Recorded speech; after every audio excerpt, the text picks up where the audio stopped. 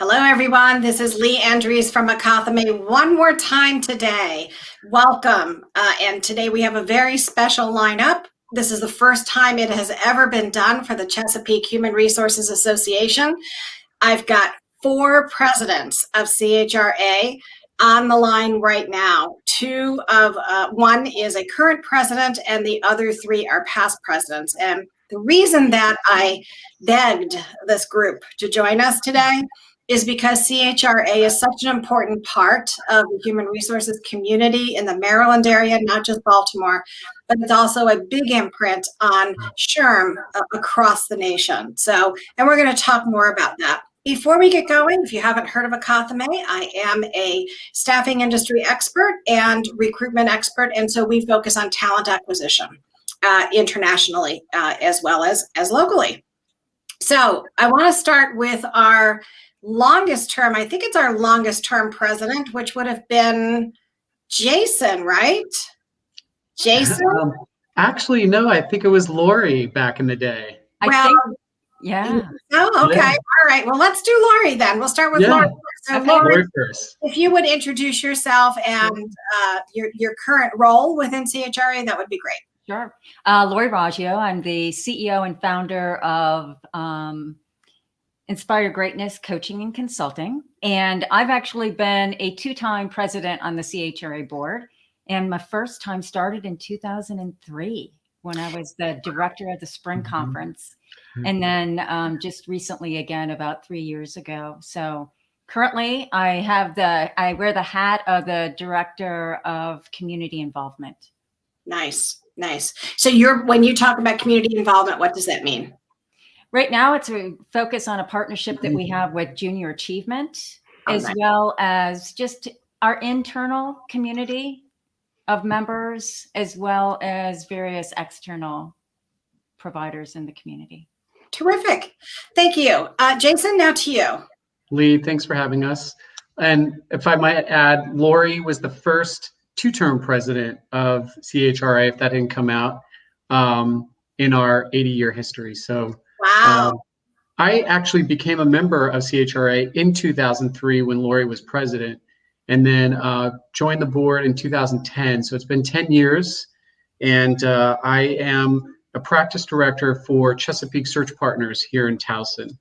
And so great to be on the call, and was a former corporate HR professional for many years, and then went into the business side. So thanks for having us. Oh, thank you. Thank you for joining. And you were the first face that I saw at my very first meeting at CHRA, Jason. And I know. Still came back. Yeah. And Jason is the second time president. So we have 2 term presidents here. We come back for more. I don't know what, just... We love it. We love it so much. Yeah. For me, 2013, and then again in 2019. And then John was last year. Yeah. Nice. And speaking of John, to you, would you introduce yourself to the audience? Sure. Thank you. John Ruyter, as Jason said, I'm the past president this year. I was first time for me president last year. Been on the board now. This is my 3rd year.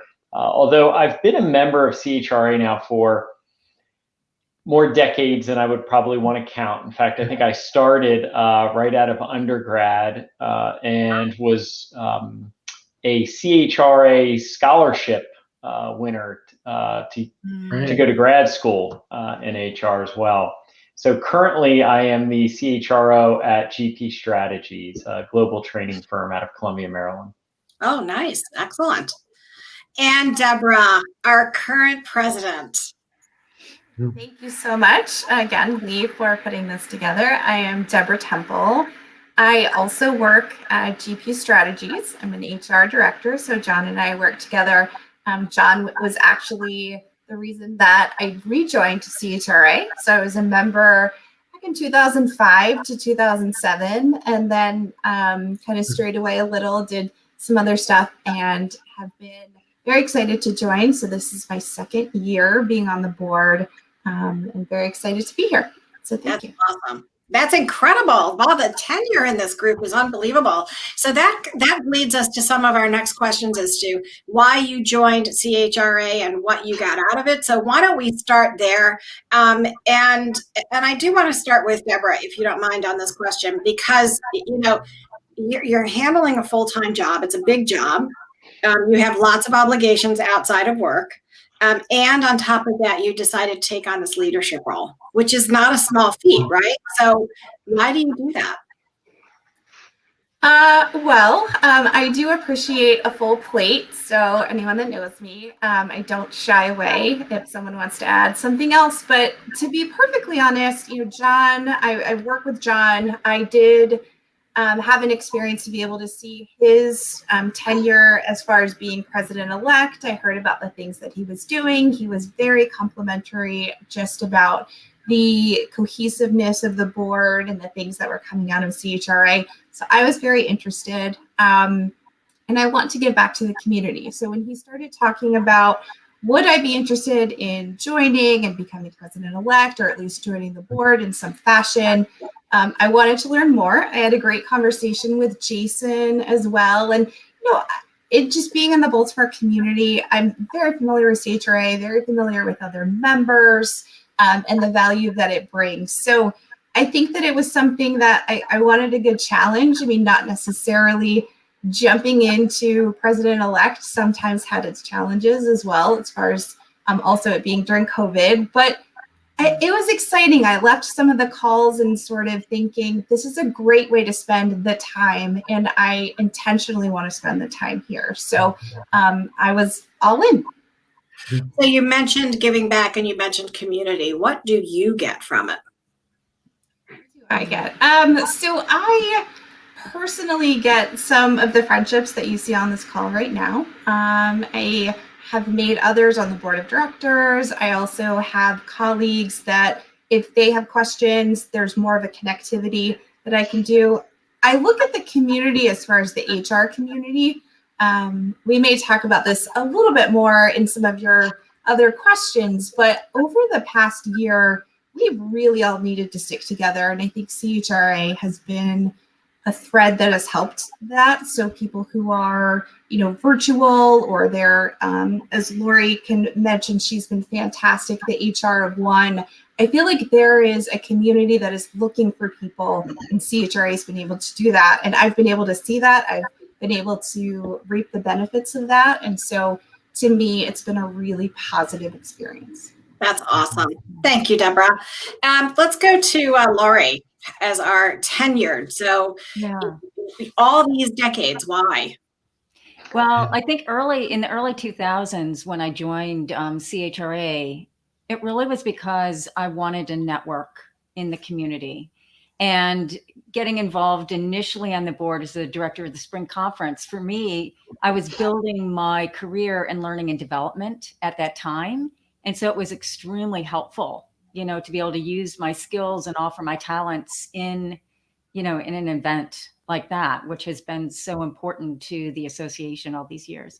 I think kind of fast forward the last few years for me, being an entrepreneur and not being right in, an HR role, it's helpful to still stay connected, to use my skills and talents, from my past career in HR.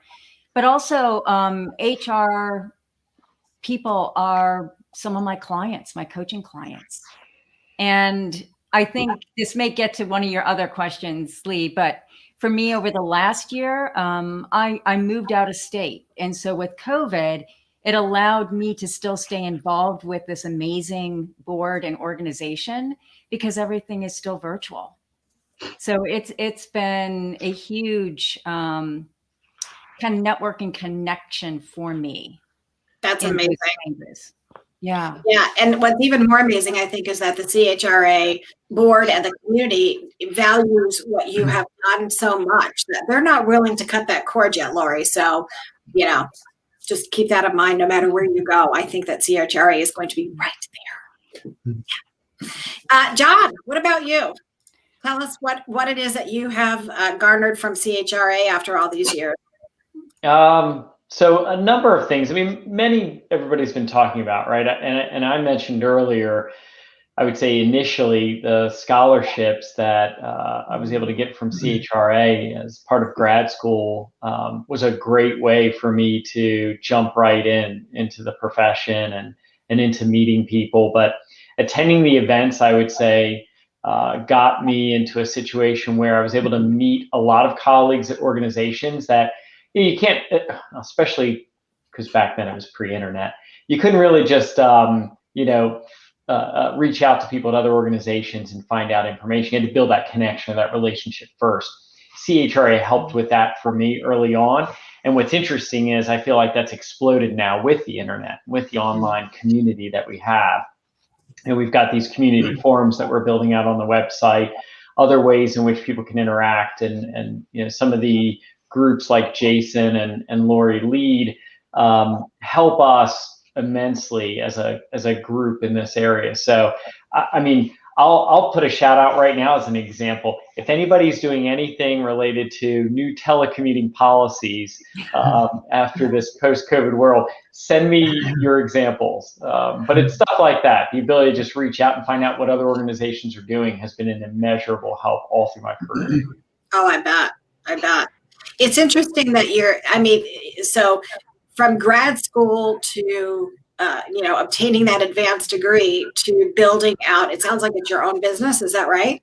Is that right? Is this your business? No, not at all. It's a GP Strategies is a 5,000 person global company based out of Columbia, Maryland, right? Okay, I didn't know that. Cool. See how much you learn. Right. We like to say we're the biggest company nobody's heard of in the area. Well, there we have that. Okay, Jason, I'm leaving the best for last, right? So No, absolutely. So what I would say is Lori, of course, had to say she's in Arizona because has anyone looked outside? So Lori, we're jealous. I think when I joined CHRA in 2003, but really it was in 2010. I mean, if anybody remembers, we had about 500 members, and now it's at 1,200. And so, and just thinking about where we've come in the last 10 years, we're really always asking two questions. And I had to write down a couple thoughts here. Debra made me think about a couple things, and that is, what do our members want and what do you need? And that's it. It's that simple. And so when we think about me personally, why I'm still a member, why I'm involved, it's really because as an HR professional, I've needed one of only a few things. I need information, I need resources, I need career management, I need to feel connected. At the end of the day, all of us have said, I think, the word community. We're just trying to make the Baltimore HR community, very, very strong. And so that you can easily pick up the phone or go online and get whatever it is that you need from CHRA. It's just one big value proposition. And so again, at the end of the day, it's what do you want and what do you need? And if we can answer that, we're on target. So I'm going to ask you all an impromptu question. I promise it will not be embarrassing, but we did not review this question. So I'm going to ask you to raise your hand. Have you found a new position as part of the CHRA network? Please raise your hand. Have you found clients through the CHRA network? Mm-hmm. Okay. Have you made friendships in your profession that have lasted 3 or more years as a result of CHRA? Okay. And in those friendships, and that's really what I want to bring home here, because the human resources profession, as huge as it is, it's also very microscopic in its community and in its reach. And I think that until you find people who really get you and what you do, it's very difficult to build that level of trust and community. And so for me, that has been the most important thing about CHRA so far, because I've only been in it 1.5 years. And so I'm already connected to a lot of people that I feel safe enough with that I can ask just about anything. So would you say on a scale of 0 to 10 that that's probably one of the best benefits of being CHRA, is that it's a safe, close, reachable community of resources and help. Absolutely. Yeah. Absolutely. And I think- Actually, Go go ahead, ahead, Lori. Jason. I was just going to give a timely example. Last week, someone had reached out to me with a question in CHRA. We were chatting. The person's much more senior in their career. And we were just talking, and she gave great feedback and said, I know exactly where you are in your HR career and what you would be looking for next. I've been there. And we chatted, and this was someone I had zero conversation with before. But the HR community, especially in Baltimore, is so small, and the trajectory is very similar in certain regards. So it was just really nice to be able to have that conversation. It came very naturally. That's kudos to CHRA. That's Go ahead, wonderful. Lori. Sorry about that. No, and I was going to say is that I think it's getting involved early. So I know, Lee, many of us came to you and kind of invited you in, and told you about the board position. And I think there's, as I interact with students, HR students and people just entering the HR field, always trying to see if there's a committee, that might be appropriate for them, because I think that's the best way That's wonderful. to get involved. Yeah, I would agree. I would agree 100%. Agreed. Especially if you're not somebody that wants to be a social butterfly at an event, right? And introduce yourself to people, or when you go to the conferences, you're more focused on the content that's happening as opposed to potentially some of the networking opportunities. Joining a committee, that's the one thing I wish I knew better first coming in, right? Was how easy it is to be a participant on these committees.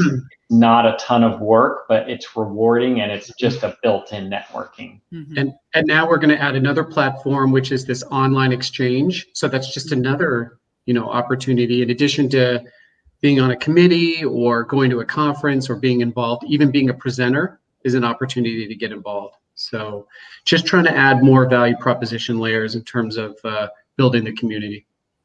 I'm really not thinking of any reason for an HR professional not to join this. So let's keep on that path. I do want to thank everybody who is watching well, not on YouTube. Couldn't make that connection fast enough, but on Facebook and LinkedIn. Thank you all. If you have any questions, go ahead and type them in the comments of whatever platform that you're on. And to level set the room, I have 3 past presidents from CHRA, which is the Chesapeake Human Resources Association for the Baltimore area. And I have 1 current president of CHRA joining us today, talking about why should we be joining this association and what we can expect from it. So to that end, let's talk about newcomers. I don't know about you guys, but human resources people are often rather shy, right? They have a tendency, not everybody is an extrovert, right? And they might be good and they might be a little bit of both. But usually when I see newcomers at these events, when we used to be in person, you could always tell they were new because they were very quiet and they would go to the back or go to the side.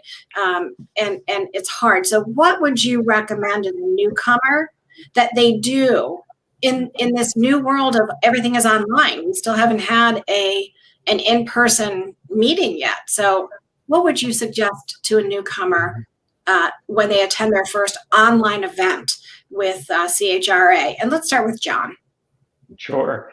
So I'll kind of do it across a couple areas, whether it's online or not. It's that first step in reaching out doesn't have to be sort of that introduction of who you are and the fact that you're looking for a connection, right? Use these different platforms, whether it's the forums where there's an exchange of ideas. If you are a participant in or can participate in a learning event to ask questions, it's just sort of initiating a conversation along any channel that is relevant to what's going on is super helpful. When you go to the events live and in person, I always found it better to get there a little bit early, because then you can kind of scope out which table you want to sit at, avoid the Jason Nemoys of the world. Just kidding.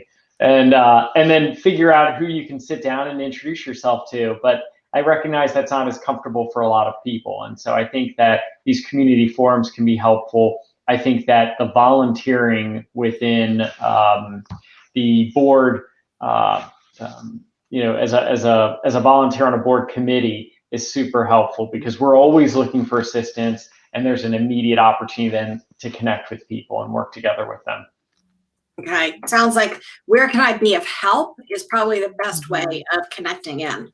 Sounds like, okay, cool. What about you, Lori? One of the things that I think is really helpful, especially now with the virtual world, is that all of our webinars, everything's online. So what I would suggest is that, when you come to one of the Zoom presentations, that you take a picture just with your phone of like all of the faces and people's names. And then as you're interacting and listening to people's comments and questions, then go back afterwards and look them up on the CHRA website and connect that way. So maybe during the presentation, it doesn't afford that opportunity all the time, but people's names are right there along with their faces, so That's take very pictures, cool. and then look that up.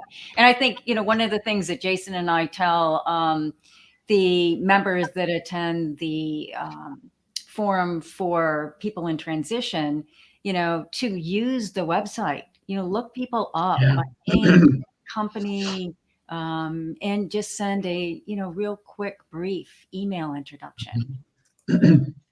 Yeah. Do you have a preferred recommended word track or anything that you advise folks on how to do that? Debra, do you have any suggestions on that? How to reach out as a newcomer? How to reach out when you email members? What would you say? So maybe not necessarily like a word track, but I would say from coming from someone who it does not come naturally to just sit down at a table, or, I'm probably looking at my phone and checking emails and, not necessarily taking advantage of the opportunity that presents itself to me. But I would say just be intentional, right? Intentional in what is the passion that you have? Where do you want to contribute? So we've mentioned the different opportunities on committees, but we have a variety of different ones. So pick something that it's going to make you turn off your phone. It's going to make you actually put time on your calendar. And if you are looking at members, whether it be on LinkedIn, using our website for the member directory, find people, who work in a similar capacity that you do. Find people who work in a similar industry that you do, who maybe are 5 years ahead in their career, and it would be intentional and you'd have something to talk to them about. Most people are not going to say no if someone reaches out. I have never met anyone that has said no. They don't have time, even if it's a 15-minute virtual coffee break, just to kind of talk through. So, that would be my only suggestion, is just find something where you yourself are going to take time out of your own schedule. And I think that's where you're going to find the most success. That's great. Do you have any other suggestions for newcomers, Debra? So one area we haven't, I don't think, talked about is that we do have a committee, an area where we have alliances with the university CHRA chapters. And I personally was a part of that at Towson University when I attended. And it's a great way to see what your future is going to look like if you are a student, because you have the opportunity to meet other professionals who have already gone through, whether it's undergrad, graduate, but also just to kind of hear. You can definitely find mentors in that way. So sometimes we gear our communications to those already in an HR space, but I think that we all see the value of getting the attention and building relationships with those who hope to come in that space in the next few years. So definitely take advantage if you're a student as well. That's wonderful. Yeah, you're right. We did not think about that. John, Jason, Lori, was there anything else to the newcomer that you wanted to address? Just a broader comment that give it more than just a year. It takes a little bit of time to build some traction and momentum and to get involved in the community. And plan ahead. Look at your first year. Don't expect to build Rome in a day. Just maybe take a look at a couple things that are of interest to you, a webinar, a conference, and just get involved. Get involved slowly. But you really need to commit. I think a lot of newcomers really start to see an ROI with the membership in a number of different ways after 2, 3, 4 years. So you know, yeah, I just highly recommend, don't make it a 1 year and done kind of thing. You really need to give it a shot, you know, get through your first year and then renew for that second year, and you'll see that there's more traction.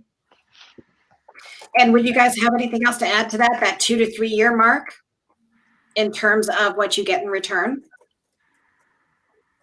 No? Well, I think clearly you just start to really build your network. Yeah. And you get involved. Yeah. Okay. So we're going to move on to our, I'm sorry, John. Yeah, I was just saying, not to mention, you know, I think one of the things we haven't talked much about, but I think as newcomers or really even people who have been with CHRA for a while understand, and Jason's pointed out the concept of value proposition. You know, most of us have our certifications or are going for our certifications in HR, and the amount of programming, curriculum, credits that you can get relatively easy and certainly more cost effective than any other methodology I've seen to maintain those certifications. You know, that alone would be more than enough to want to join the CHRA. I think what we keep talking about here in terms of getting involved in the connections and so forth is where you find real long-term, meaningful, differentiating sort of value with the organization. But, you know, it's not to gloss over, there's all these other sort of products and programs that everyone needs. Yeah. Oh, yeah.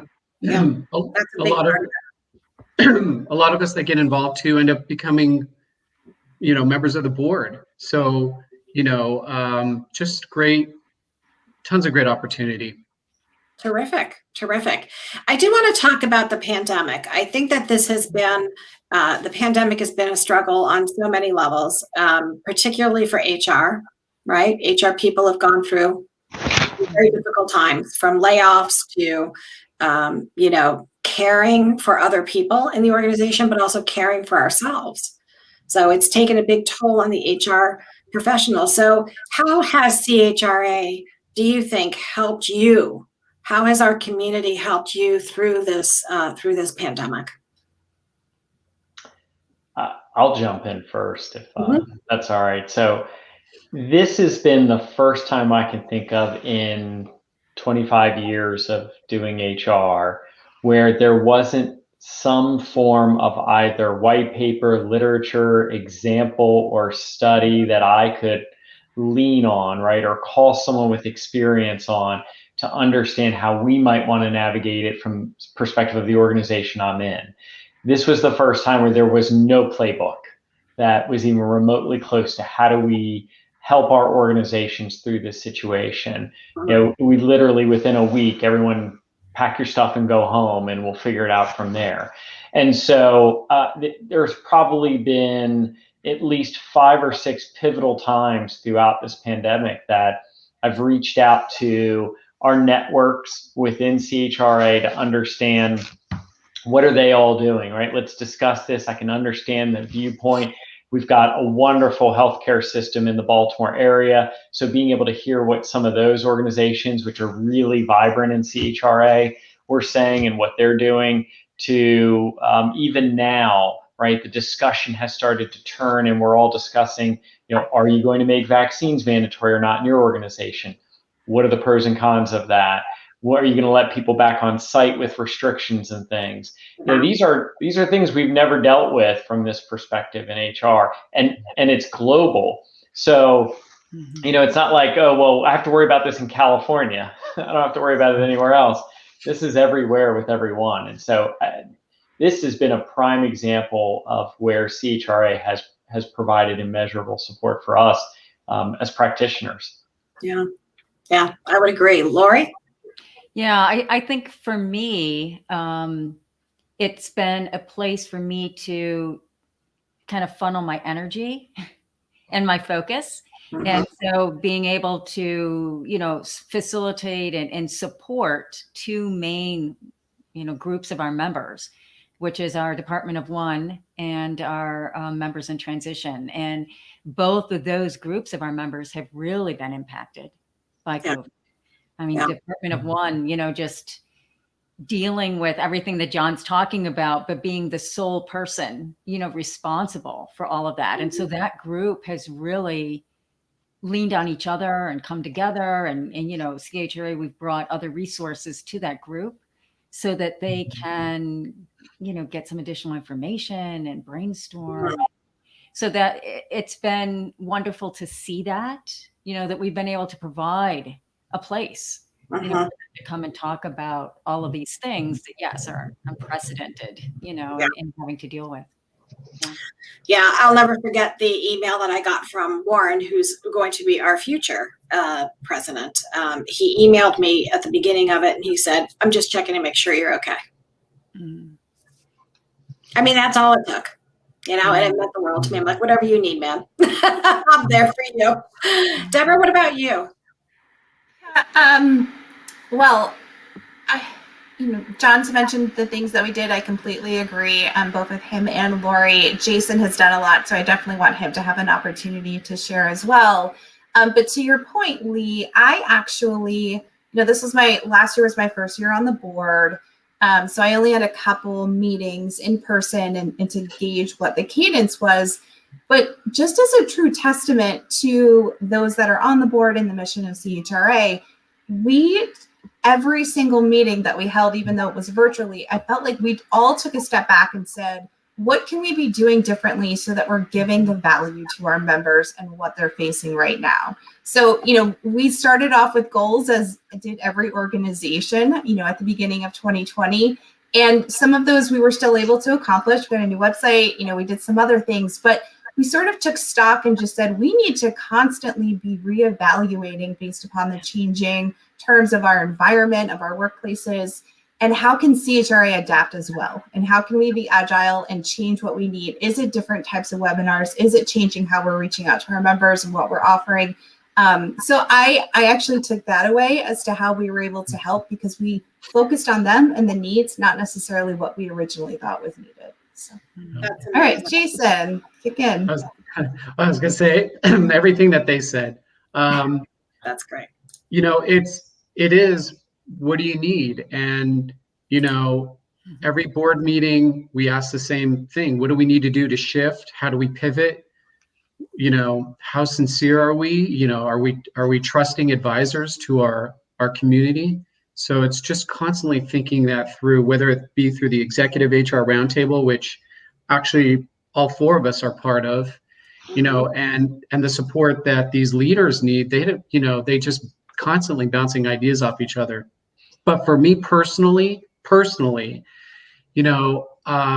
have a lot of friends in this community, and sometimes I need a sounding board like everybody else. I don't have my best days, and I just I'll call Ruyter, or I'll call Lori or Debra and say, you got a few minutes, and help me get through something. So we're kind of a family in a way. And that's a great way to wrap this session up. We did go about 3 minutes over. My apologies to you guys, and thank you for hanging on. We are going to conclude today, and I think the takeaway is that you need people.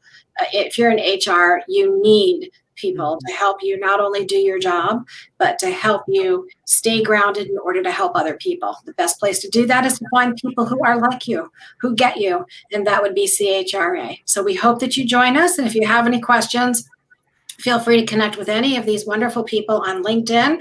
Join our membership, join in. We are really quite that welcoming because we want you to succeed. Generation after generation, CHRA has been around for 80 years. So we hope to continue the tradition. Thank you so much, panelists, former past and current presidents. We certainly do appreciate it. It's been an honor to have you on Alive with Lee. Have a great day, everyone. Take care. Thank you. Thank you. Thank you.